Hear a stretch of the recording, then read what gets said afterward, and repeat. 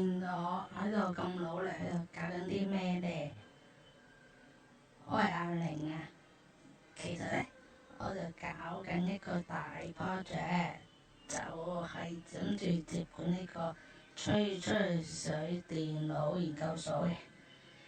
我當然做咗本計劃書啦，而呢個計劃書嘅第一個部分呢，就係要整壞翻阿老尖支咪嘅，因為佢搞到我播把聲咁鴨仔聲嘅話，我梗要整翻佢做老牛聲噶啦。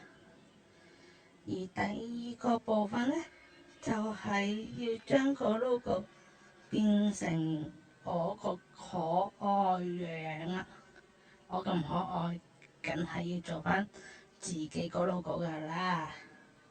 同埋我又好中意粉紅色喎，所以第三步呢，我就將研究所所有嘢變成粉紅色啦。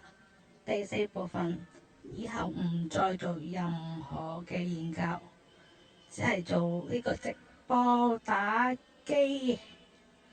咁大家中意睇研究片定係中意打機片呢？